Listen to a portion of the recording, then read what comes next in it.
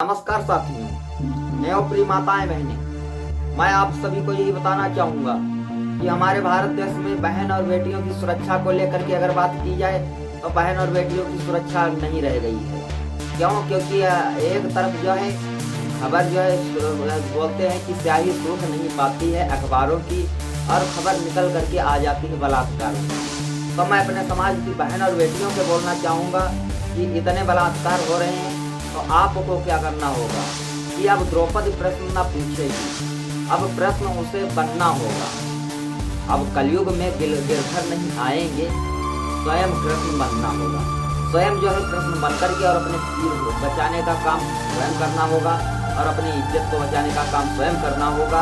पहले तो भगवान कन्हैया जो है आकर के और तीर बढ़ाने का काम कर बैठे थे, लेकिन अब जो है स्वयं जो है अपनी सुरक्षा के लिए आगे आना होगा। और मैं बताना चाहूँगा कि आज के टाइम में हमारे भारत देश में क्या हुआ है कि न्याय नीति व्यवहार आदि का अंत हुआ है भारत में, और वसुधैव कुटुंबकम की उड़ी धज्जियां भूख लगे अब स्वार्थ में।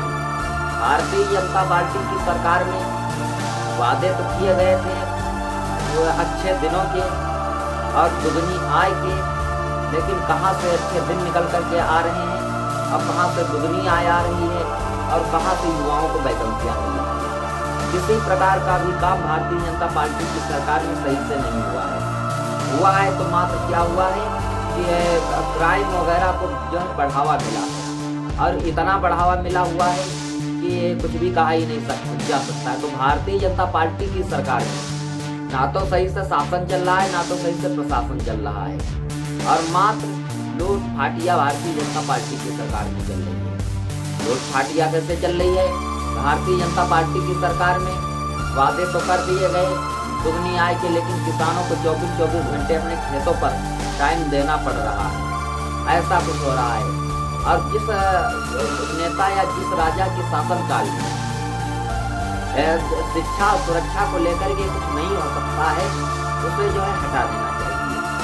और ऐसा ही कुछ भारतीय जनता पार्टी की सरकार में चल रहा है कि भारतीय जनता पार्टी की सरकार में ना तो शिक्षा को लेकर के उचित व्यवस्था हो पाई है, ना सुरक्षा को लेकर के कोई व्यवस्था हुई है। शिक्षा को लेकर के कैसे नहीं हुई है?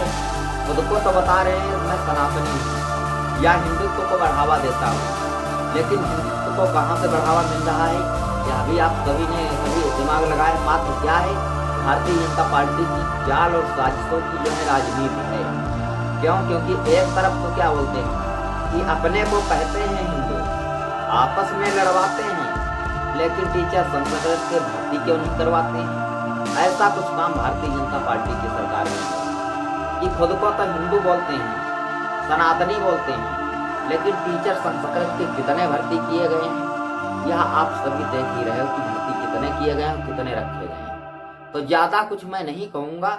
मैं अपने सभी साथियों से बोलना चाहूँगा कि आने वाले चुनाव 2024 में भारतीय जनता पार्टी की सरकार को दूर दूर तक उखाड़ फेंकने का काम कीजिए, और समाजवादी पार्टी के राष्ट्रीय अध्यक्ष माननीय श्री अखिलेश यादव जी के हाथों को मजबूत कीजिए।